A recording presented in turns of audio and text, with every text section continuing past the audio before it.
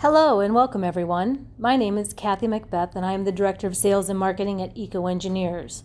During today's webinar, we will explore what's driving D3 RIN prices and show you the data.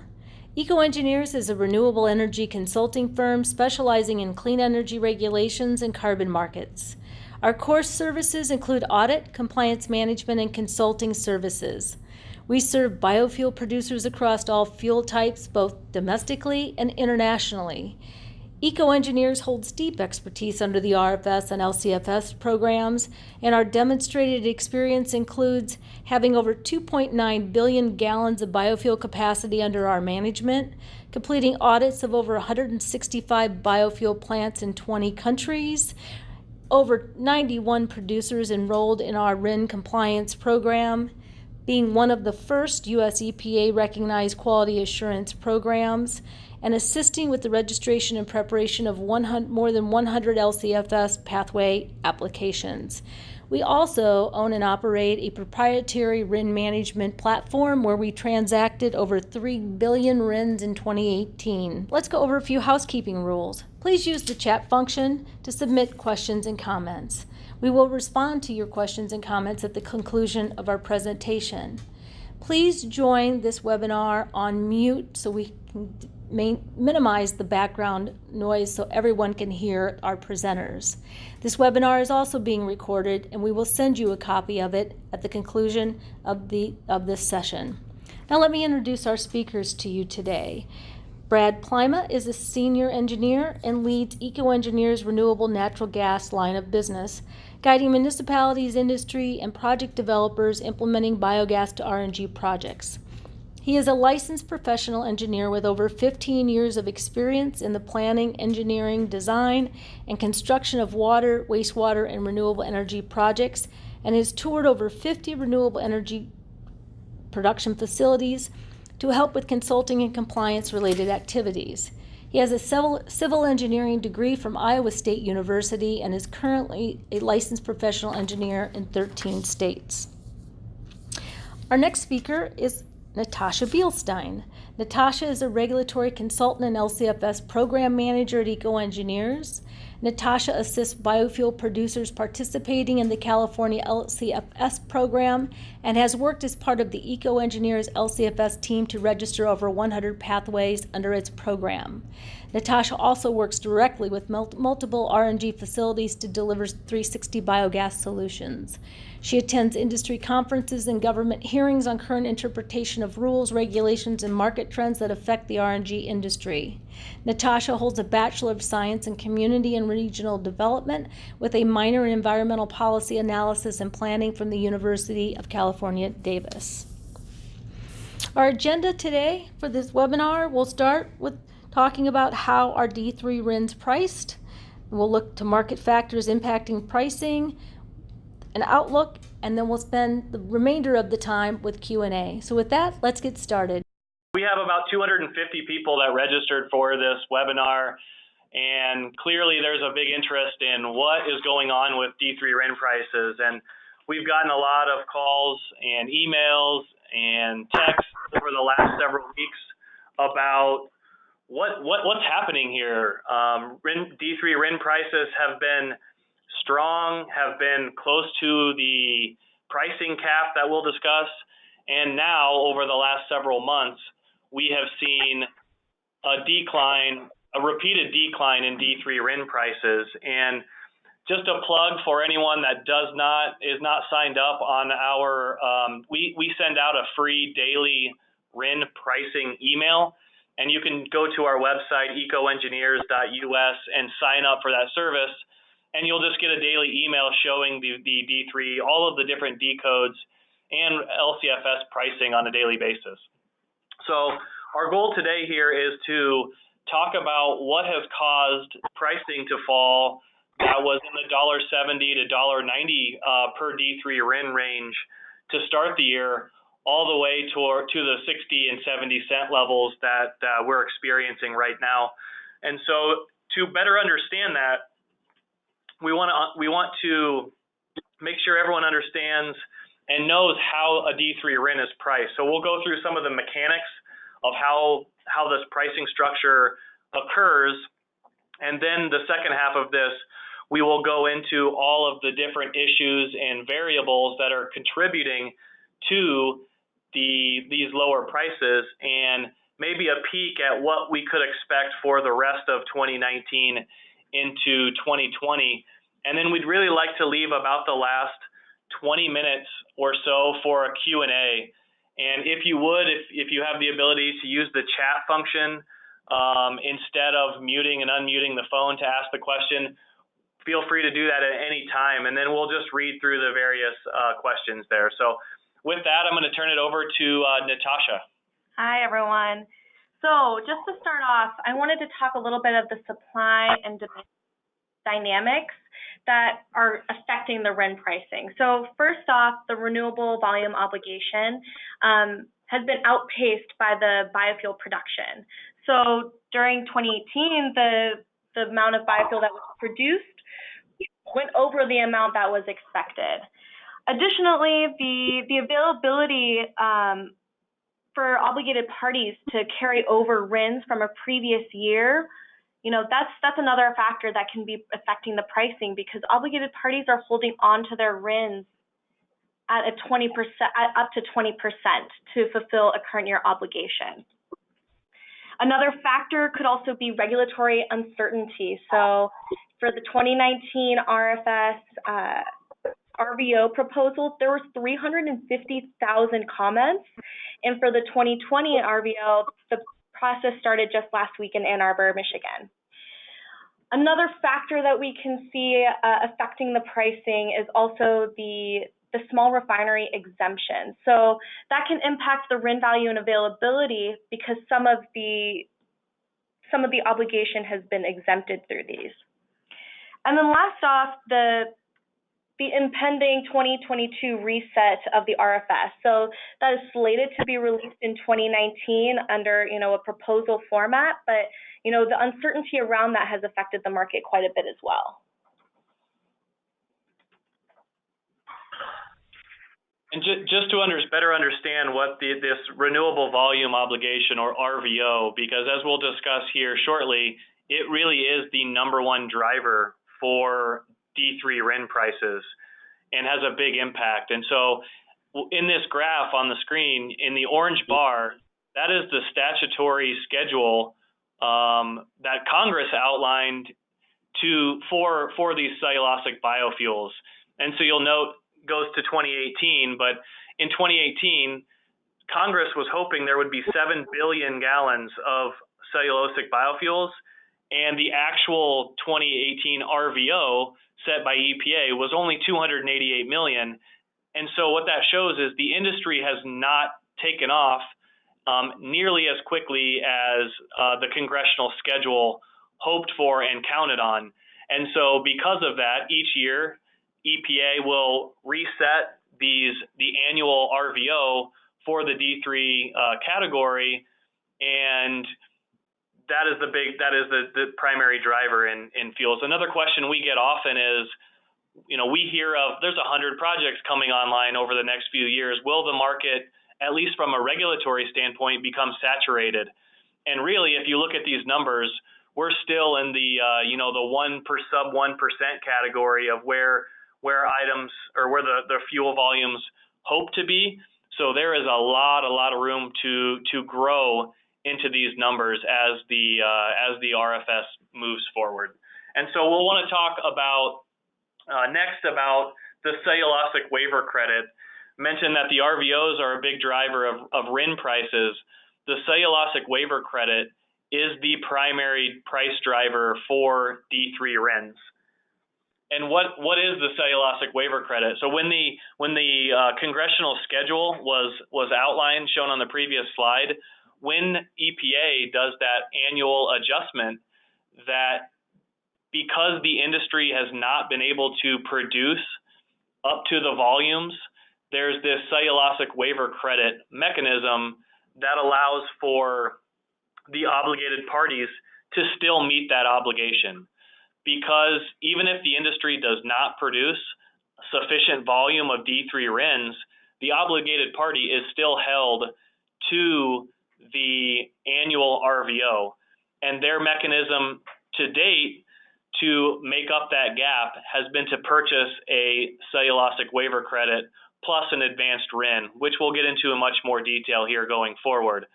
But wanted everyone to understand what the difference between the cellulosic waiver credit and how that is calculated and how that affects the difference in D3 RIN pricing.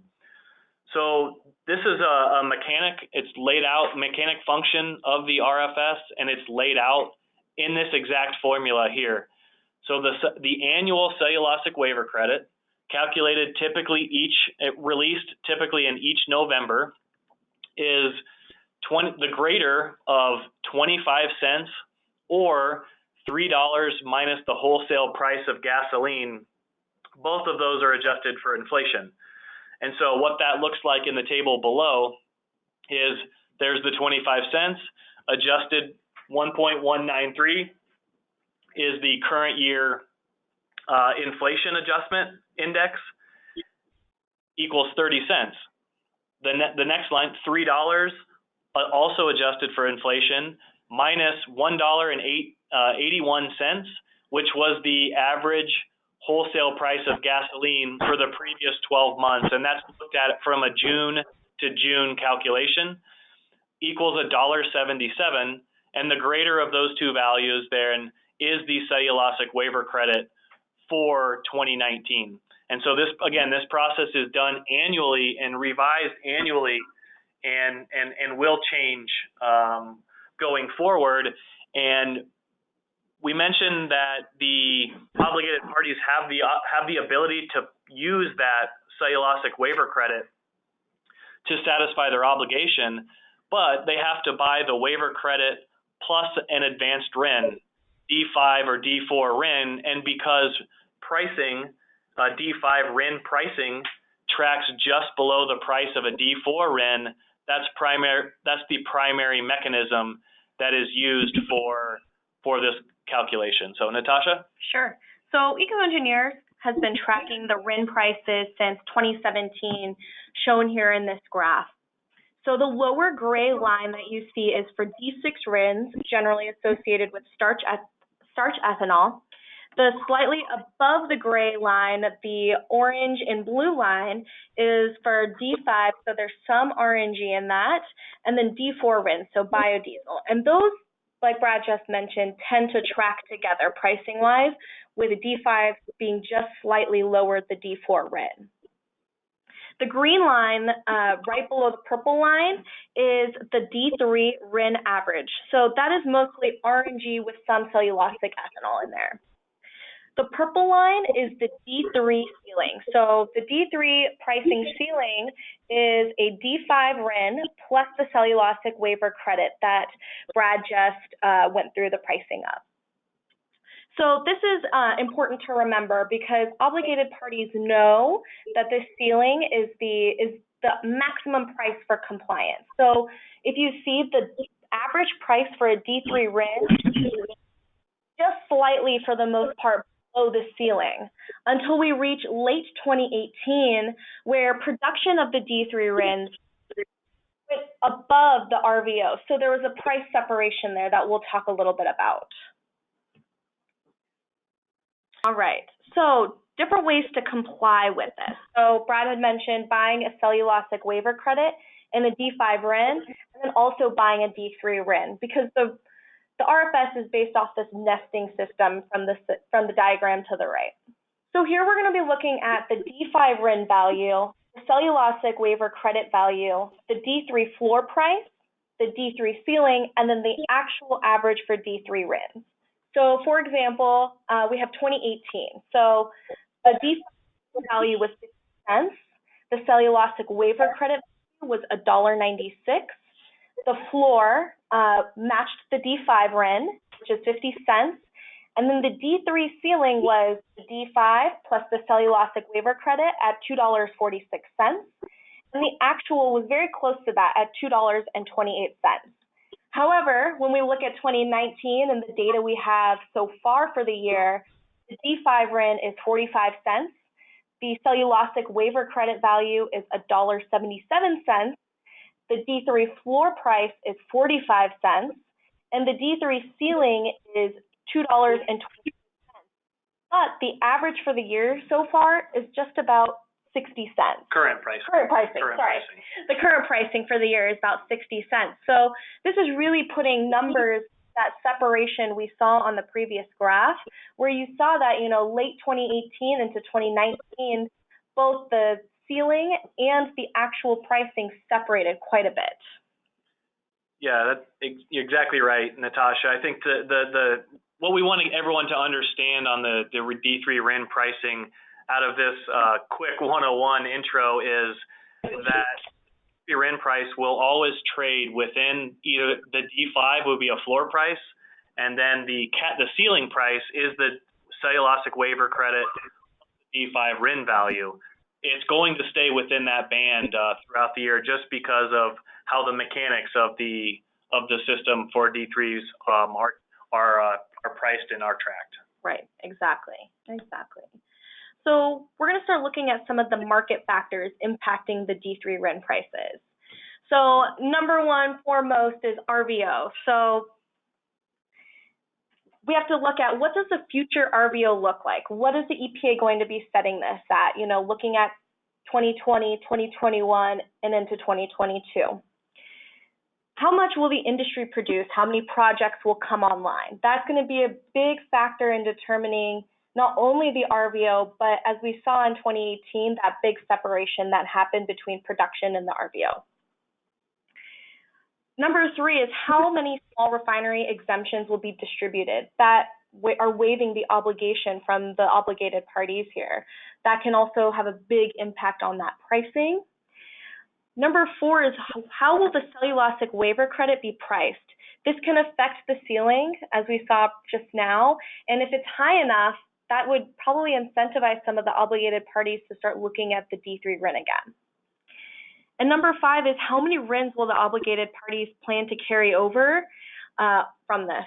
Any other thoughts on that? No, I think those are the main factors that contribute to pricing that we've seen. Certainly there are others. Those are the main, the top five, if we had to pick those out.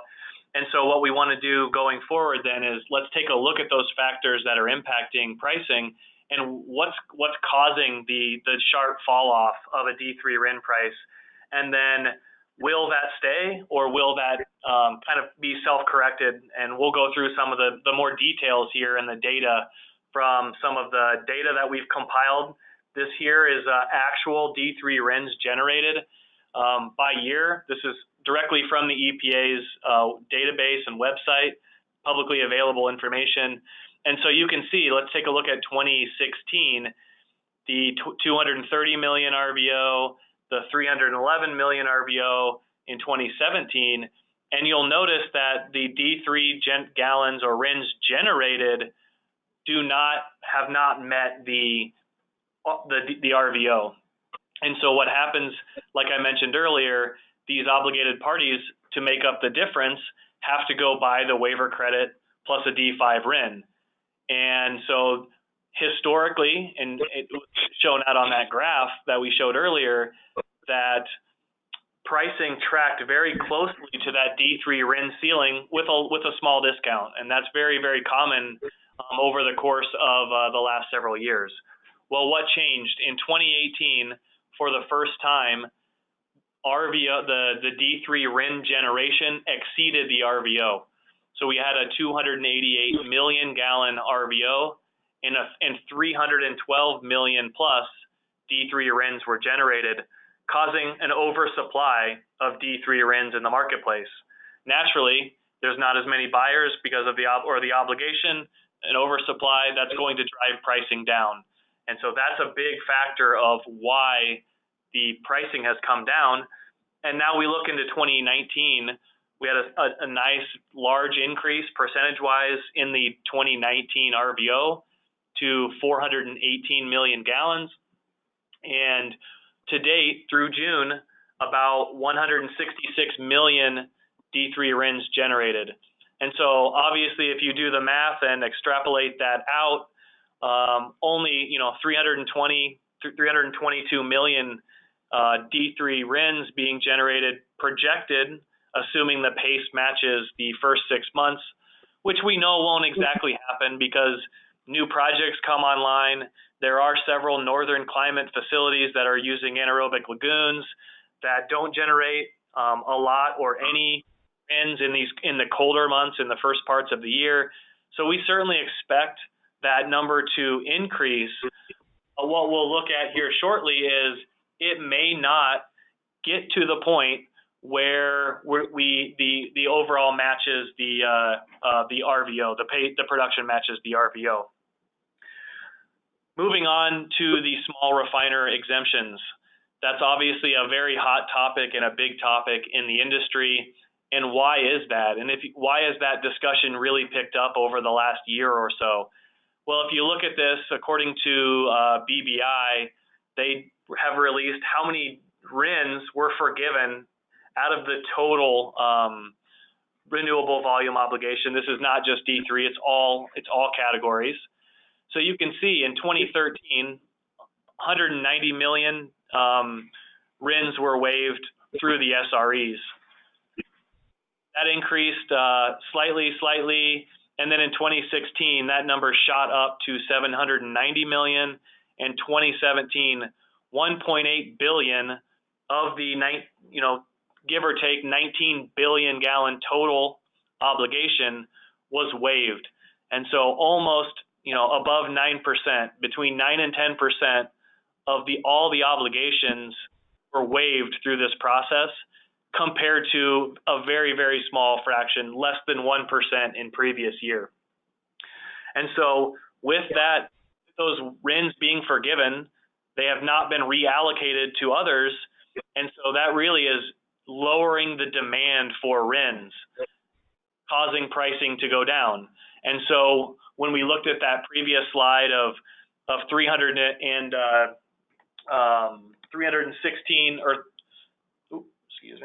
312 million D3 RINs and a 288 RVO, well, almost 10% of that RVO, so almost, call it another 27 million D3 RINs were waived through the SRE process.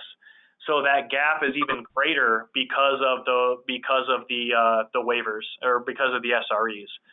And so a big issue now is, what would these waivers look like last for 2018 and for 2019?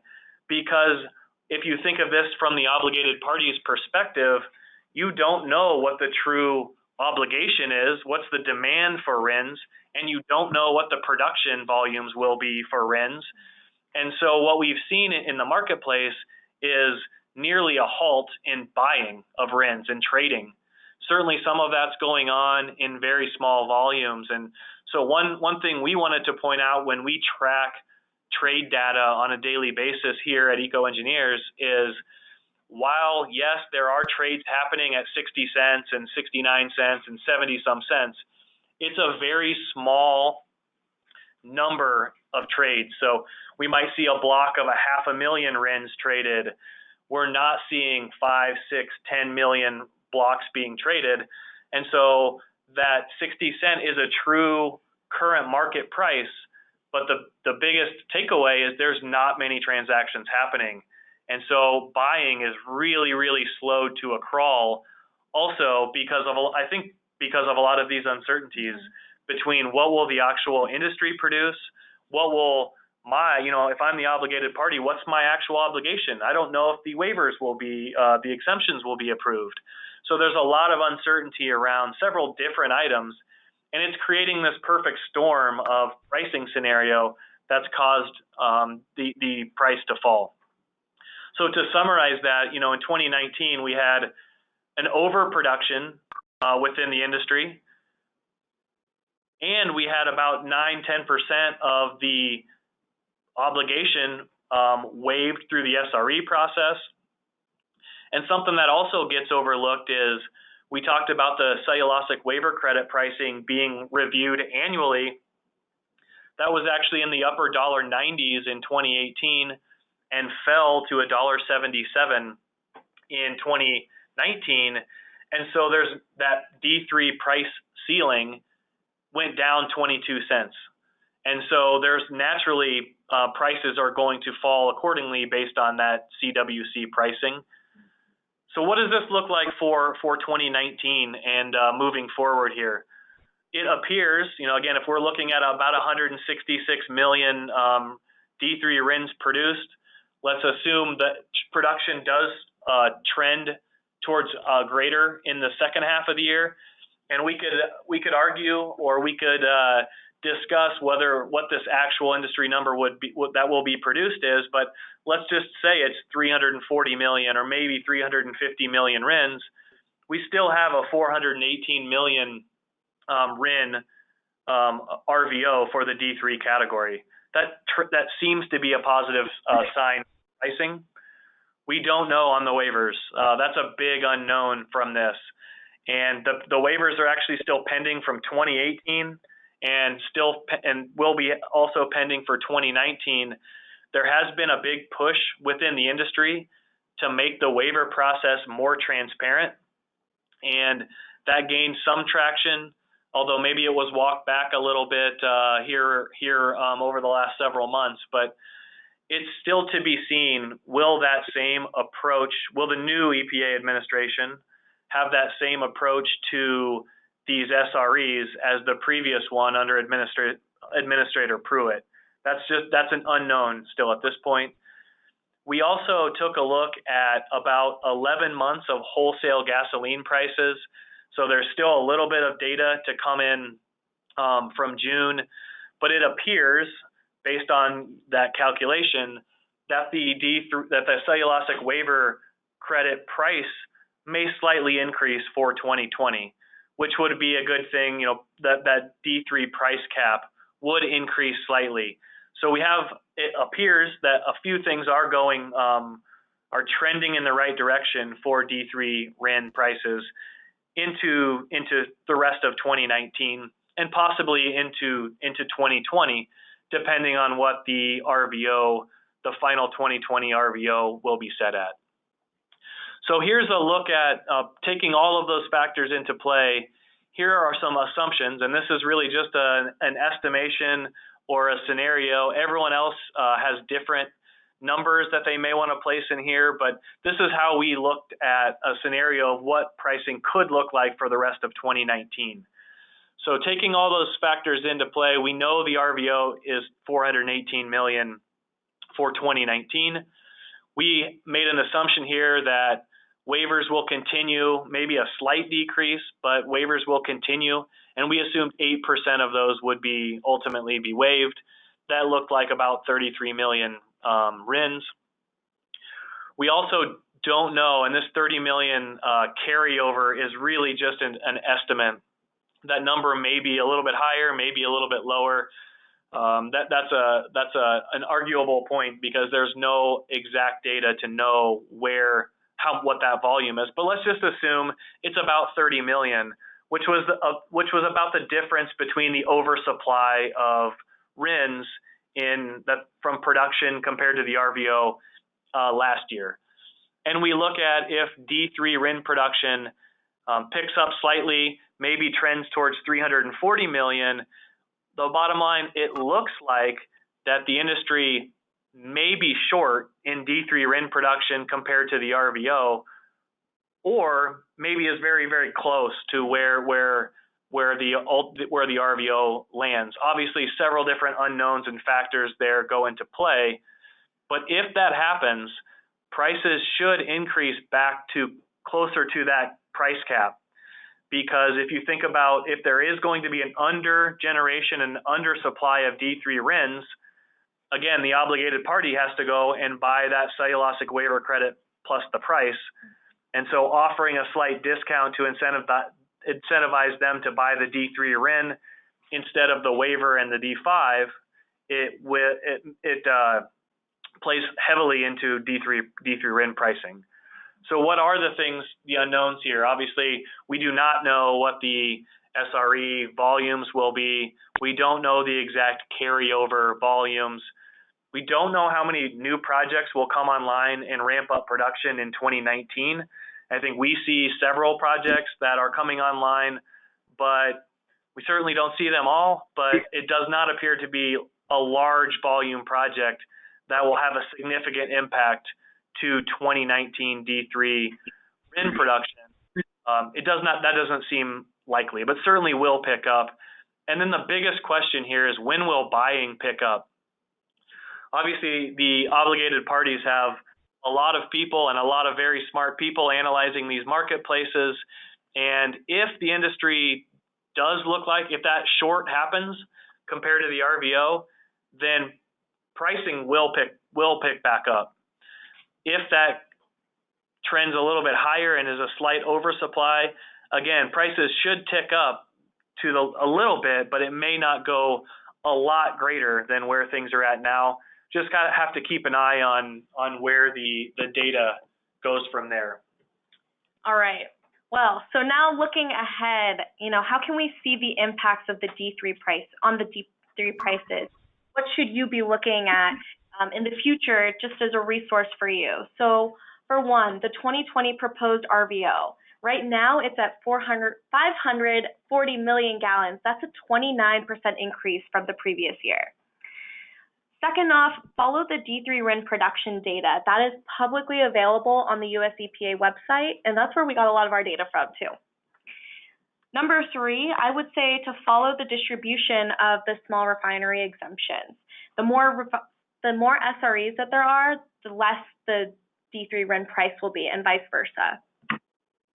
For the fourth one, I would say follow the wholesale gas prices for 2020, the cellulosic waiver credit calculation. I know that Brad walked through what it could be, but there's still, like you said, 2 months of remaining data to be factored in.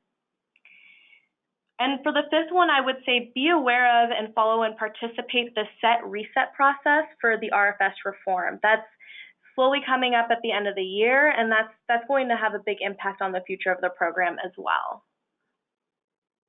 And I always like to end on a good note. I always like to be the bearer of probably better news in saying that it's not all bad news.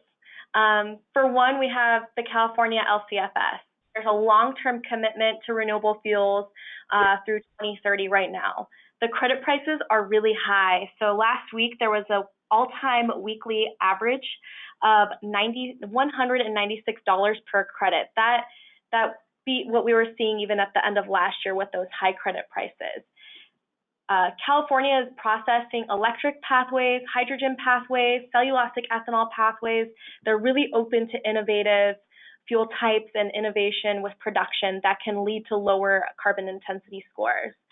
And we're also seeing that the implementation of the verification program in 2020 will add more certainty to the market, more certainty to the program, and allow for more stability and longevity. Oregon and BC also have low carbon type programs. Oregon's program tracks very closely with California. There's a little bit of a delay in implementation, but we can expect to see similar, verifications, similar pieces we saw implemented into California's regulation, also implemented in Oregon. Other low carbon type programs, there's been talk of a Midwest program, there's talk of an East Coast program, just keeping hope for those programs alive. And then I would say lastly, looking at the voluntary markets. There's a lot of long-term agreements out there for private parties who are looking to commit to carbon reduction goals. They're not tied to the same regulatory uncertainty that, the RFSs or even LCFS in Oregon. There's going to be a long-term, hopefully a long-term contract available there. And just to echo back to the high credit prices, we have the trending upward of the LCFS credit here. I mean, it's only going up from the beginning of implementation, as well as the Oregon Clean Fuels program. So again, not all bad news. And Brad, do you have anything else to add to that? No, I think just in general, Natasha, the RIN pricing is a little bit of a downer where D3 RIN prices are. But I think this last slide and definitely some of the state-specific programs, the voluntary market's really picking up over the last year, whether that's Fortune 100 companies, universities with carbon neutral or carbon reduction goals, whether that's utilities starting with various green tariffs and offering their customers the ability to buy renewable natural gas instead of fossil gas. Things are trending in a great direction. But we wanted to hopefully dig into a little bit here of why the D3 RIN price, because the RFS and RIN pricing is such a big factor for several of these projects. So overall, very positive trends within the industry. Project development is really going, lots of projects in development, in design, under construction, specifically in the programs the projects that are relying on these California LCFS. A lot of manure projects, a lot of low CI projects that are in development, and so trending definitely in the right way. So with that, we'd be happy. That's really all we had today. We don't have any magic wand or crystal ball that says guaranteed pricing is going to increase. I think like I said before, the trends are there. The data looks to be like things should be going in a better direction for D3 RIN pricing, but there still are several unknowns about production versus SREs, and when will we see buying pick up? And I think once we see buying pick up, that will be a very good indication of how 2019 will be closed out.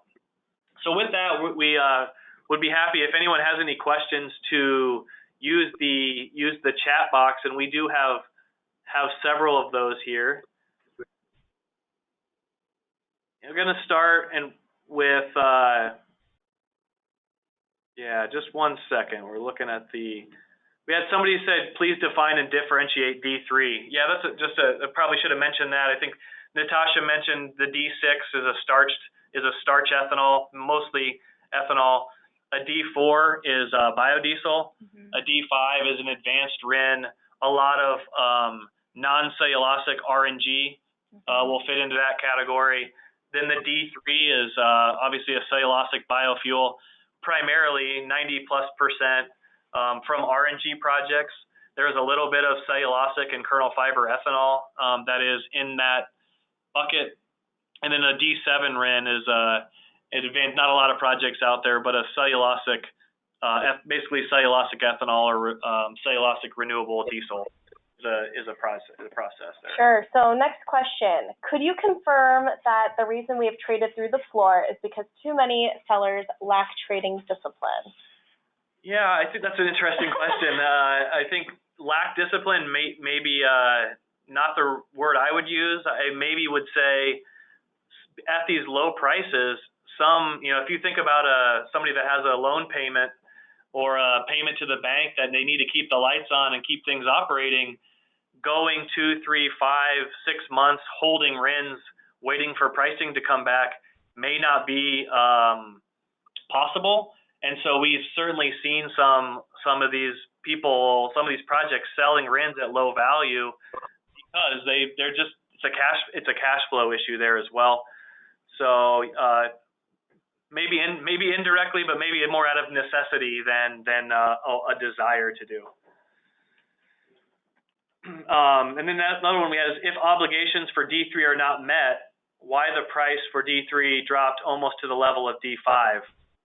I think the obligations from the data we've shown were met in 2018, which caused that oversupply. Right. And the question now is, will that same thing which happened last year happen this year? Because again, thinking about this from an obligated party who has to buy millions of these RINs, you want to buy those at the lowest possible price. And so if there's a chance that the industry, more of these conditions continue and you can buy them at a lower price, you're going to hold back and wait to buy at the lower price. When more of the data and more of this, we get clarity around a few more of these issues, fully expect trading and buying to pick back up because they still have to meet their annual 2019 obligation. Sure. So in your view, what does the 2020 D3 RVO need to be to rebalance the market such that pricing construct seems to D5 plus some percentage of the cellulosic waiver credit? Yeah, in general, and really what needs to happen is the RVO, the annual RVO needs to be set right at or ideally just above what the industry can produce for D3 RINs. And you know, EPA tries their best to get that number, but it is a little bit of a shot in the dark of where things may go and where things may trend. We're familiar with, you know, part of the RNG coalition and others that really engage a discussion with EPA to say, here's data to show all these projects that are coming online and help them, you know, set the RVO. Or something we didn't mention too is when the RVO is released typically in June, and actually the RVO preliminary hearings, I believe, were last week, right? Last week, yeah. Yep. So when that actually gets finalized, typically in November, the last several years, the industry has done a great job of coming to those hearings and providing comment to show there are more projects and there's more RIN generation data than the EPA is accounting for. And the D3 number has increased each of the last couple of years from the proposed number to the final number. And I believe, you know, following the RNG Coalition's emails and information that they put out, that they were saying that maybe the D3 RVO needs to be somewhere in the 640 to 650 million range. But all of these factors, there's so many complicating factors that if some of those projects were counting on, you know, not 60-cent D3 RINs, some of those, we know of several, are on pause or on hold because of this issue. So it might actually have a reverse effect and slow down the momentum that some of these projects have had, especially the larger ones, you know, landfills where maybe LCFS isn't a possibility, that might put those on hold, which might impact the industry's ability to meet the RVO setting process. So a lot of different factors that go into this, but the biggest thing I hope we impressed upon in the takeaway is the RVO and what the industry will produce, and then obviously the SREs that are the biggest factor. And if all of those balance out perfectly, then the idea or the theory of that cellulosic waiver credit plus a D5 RIN less some discount, that will hold much more true than what we've seen happening in the past several months here. I'm going to find the next question. Let's see. We have one. Is there any indication that under the current administration there will be any relief on granting of SREs that are acting as pure demand destruction? There really is not that we're aware of an indication, other than there's been a lot of political pressure put on by several of both senators here in Iowa, obviously big proponents of the RFS, Senators Grassley and Ernst, and a collection of other pro-RFS senators did have written several letters and have had several meetings with both the White House and the EPA to have them fully understand what the impact to those SREs are having. So maybe that works, maybe that doesn't work. I think that's yet to be seen. But we should know a lot more once we get a decision on those 2018 SREs. That will at least be able to trend. Are we going back off of the peak of that 1.8 billion number, or are we continuing closer to that number? That might give us an indication of what the administration's stance is going forward. And I think that more transparency will also help with that. You know, being able to see, you know, what the process is, how many exemptions are being considered, I think would help a lot with being able to, one, see how many are being considered and what that potential number is in setting an RVO and for the marketplace, but two, there is just no real indication at this point, given the lack of transparency, I'd say.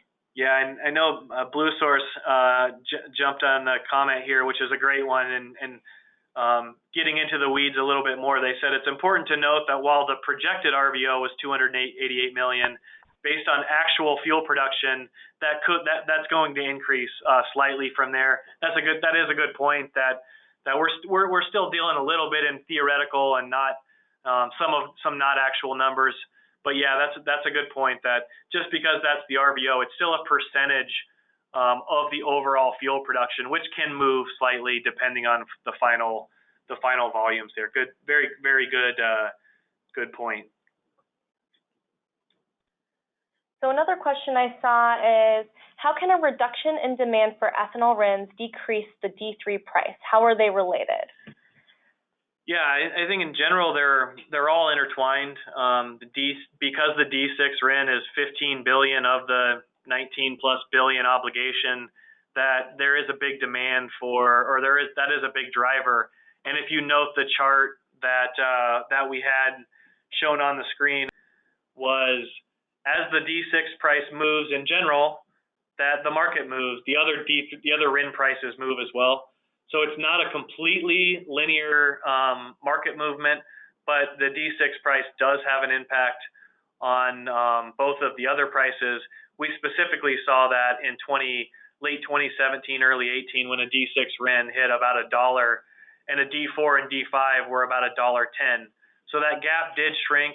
That price has decoupled a little bit over the last several years, but certainly does have an impact on the overall pricing. Oh, this is an interesting question. So please explain the reset risks downside and the opportunities upside. Do you have any? Do you want to get that one, or do you want me to get it? I think you can get that one. I just thought it was interesting. I want to know the answer too. That's a lot of. I think there's a lot of discussion about what the set and the reset provisions are. So the word on the street, or the rumor out there, is that the initial reviewing what RVOs may be from 2020, 2021, 2022 are out there and are being scored. Those should be seen. I think, again, this is a little bit crystal ballish, but I think maybe that the overall process that EPA is using to set the annual RVOs for D3 RINs won't drastically change. That's more of a guess than until we see what those actual rules are. I think the bigger unknown, obviously, to everyone is what happens post-2022. Will Congressional Schedule, will EPA establish a new schedule? Will Congress act to do any kind of reform? Or will the process just stay the same? And that is a really big unknown, and can't really predict where pricing goes after that until we have a better indication of how the program is going to be administered. But safe to say, if it's administered in a similar way that it has been over the last 5 years, that we'll get similar results to that. Nothing I'd add to that. Another good one, are we aware of any third-party companies taking price risk? Not sure exactly what type of price risk that you're mentioning, but there are people taking positions on RINs, or wanting to take positions on RINs at buying at lower levels to trade. Obviously, in the recent EPA put out some recent rulemaking that initially tried to limit third-party RIN ownership, and that was scaled back from the proposed rulemaking to the final rulemaking. And now it's more of a reporting function, that if you're holding a certain amount of RINs, that your name gets posted on a website, right, rather than truly restricting RIN prices. So we've certainly seen the concept, or the desire to jump in and purchase RINs to hold and maybe sell in a non-obligated party sense. Mm-hmm. We also see, taking price risk. I mentioned earlier, many people are just holding blocks of RINs because they're not going to sell at this number. And why sell at this number if the data is looking like a lot of people think it's looking like, and they expect prices to rise? So it's a little bit of seems to me, standing on the sidelines here, it's a little bit of a game of chicken, of when will pricing start, when will buying start, and when will bigger blocks of RINs and transactions happening. And surely several of the people on this call that trade RINs on a daily basis are much more in depth at us, where we're more reacting to data and reacting at kind of a 10,000 foot view of what we've seen as a third party here in the marketplace. Mm-hmm. So here's a good one too, why is a D5 RIN used to set a D3 floor? Sure, so that's the minimum price that you would pay for a D3 RIN. Sorry, I lost my train of thought. So that's the minimum price you would pay for that, because the ceiling would be the D3, the D5 plus the cellulosic waiver credit. And Brad, you probably want to elaborate on that one a little more. Yeah, I mean, it really is an advanced RIN. It's just unlikely, if not impossible, for that pricing, for the D3 pricing to fall below. You can see that the D4 and the D5 track typically within a few cents of each other. I guess in a doomsday scenario, then the D3 RIN would track slightly higher than both of those and follow pricing. But again, that'd take a pretty big miss on the production data and an RVO or something else happening for that to happen. And clearly over the last, several 4 or 5 years, this is a unique scenario, and we're all learning and reacting a little bit different because we don't have a lot of precedent to go on about this trading and these waivers, and it's a little bit of uncharted territory. So just a couple more. We got about 10 minutes here, a little bit less. We'll keep answering questions, but did want to point out here that if anyone has specific questions, obviously we're touching on some of the main ones that we're picking up here, but if you do have anything that is more pressing, we have our email address here that shows contact information for both Natasha and I. Kathy and myself and all three of us here are at a lot of different conferences, and so always feel free to pick up the phone, to drop us an email, or hopefully we'll run into everyone at various conferences and be happy to talk a lot more about this. While Brad's picking out the next question, I saw a couple requests for slides. Just by attending the webinar, you're going to be receiving a recording of it as well, so you can send that around and reference that for the future as well. And if you do need, another link or whatever it might be, again, please feel free to reach out. Get that for you. Another good question here: are waivers only granted on D3 RINs, or are refiners obligated? It's a percentage basis, so that 1.8 billion was mostly D6 ethanol RINs, but the similar percentage that gets waived will trickle down to the D3 category as well. Another, I think, a good, maybe more of an astute observation, but there's a question in here too, is I find it suspicious that the small refinery exemptions have increased so significantly in the last few years. Are there really that many small refiners who need exemptions? And is there data publicly available? On the last point, no, and that's why the industry has really wanted to make this process, pushed to make this process more transparent. What is the definition of financial hardship? That's really what needs to be proven to EPA in order to grant these waivers. Also, just want to point out that the SRE concept is not new. Waivers have been given out every year in the last, but why have they picked up? I think that's a good question. Why have they picked up? We've heard directly from some people within EPA that waivers are one price control tool and mechanism, that if they issue more waivers, that they know RIN pricing can go down. And so if for several people that have been in the industry for several years, you'll remember back when D3 RINs were $3.20, there was a big push within the industry to say we can't afford buying RINs when ethanol RINs are at $1. And again, that's 15 billion of the obligation compared to say 10 cents. I mean, that's a 10x revenue difference between what the obligated parties have to do. So just the nature of increased pricing will increase, quote unquote, financial hardship from several of these. So just naturally, there's going to be more waivers issued, but the process isn't very transparent. But I would guess that when those prices are that high, they may be a little bit more okay to issuing a few more waivers, thus driving those up. I think the big thing that remains to be seen is if that's true and the waivers were used as a price control mechanism, it worked because the prices are back down. And so will that waiver process go back to what it was when prices were this?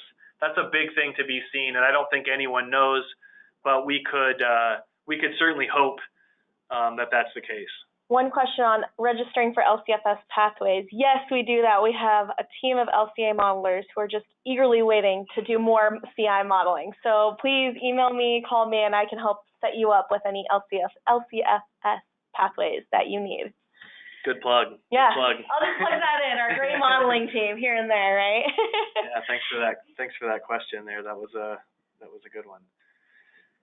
What was the average daily trading volume range when D3 price was closer to the ceiling compared to now? I don't have that number off the top of my head. We certainly could follow up if you want to shoot Natasha and I or an email to remind us to answer that question. But we do get trading data and trading volumes, but it was many, many millions over the course of a week.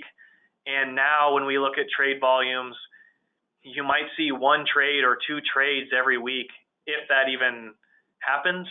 Mm-hmm. And so it's certainly at much bigger 2, 3,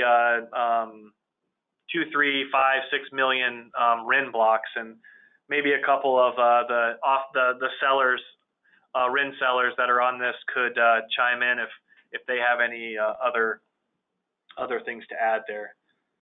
What is fair market value if the production is exactly equal to the RVO? Yeah, that's a good question. We've never seen that exact matchup, so it's more theory than anything. But if you think about it again from the obligated standpoint, when they're buying these RINs, if the production exactly matches the RVO and none of these other factors are an issue, you have your choice to buy the waiver plus a D5 RIN, right, or you can buy a D3 RIN. So when they're matched up exactly, there's some benefits from buying the waiver credit and a D5 RIN because you might have some validation. Is there any validation risks with going that? And so that's where the small percentage comes in of a discount to incentivize them to buy, say, your D3 RIN over the waiver credit plus a D5. So historically, that number has traded in the 85 to 90% plus of that ceiling price, and would expect that the production would, if they matched up, it would be in a similar fashion. A slight overproduction, again, in theory, should lower the price because then you need to lower your D3 RIN price compared to somebody else's to make somebody want to buy yours over them. But it shouldn't have a drastic impact, right, if it's a slight overproduction. Is there a risk of the waiver going away? The waiver, the SREs, it's a mechanism that's built into the RFS, right, the regulation, and probably not. I think that's been a tool that's continually been used. I'd say the same for the cellulosic waiver credit as well, right? Yeah, there's a potential. We're kind of up against this 1 minute left or so to get into the waiver credit post 2022. But there are some questions about exactly the impact of the waiver credit going post 2022 if a schedule is reset and a new RVO schedule is put into place. I believe there's the potential for the cellulosic waiver credit to go away. Then there's another line of thinking that maybe the waiver credit is a good thing for obligated parties because it does create a price ceiling. We've seen in the LCFS program, and Natasha can speak to this, is a big demand, and without that $200 price ceiling, more than likely that price would have been exceeded.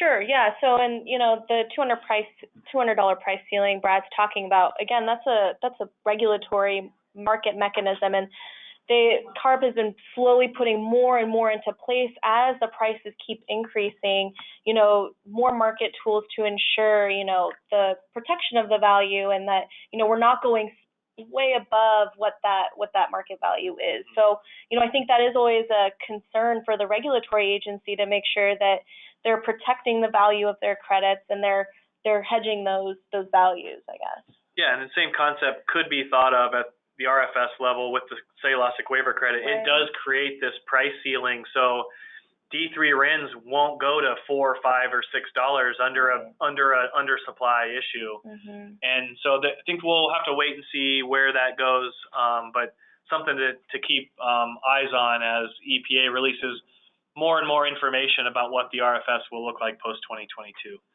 So with that, I think we're out of time. Really appreciate everyone's dialing in and listening and all of the questions here.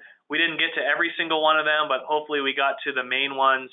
But again, our information is up on the screen, and feel free to reach out by phone or by email if you do have specific questions. And keep on the lookout for future EcoEngineers webinars. I think we'll be doing several more of those over the coming months. So again, thank you all for your time, and have a good rest of the day. Thank you all.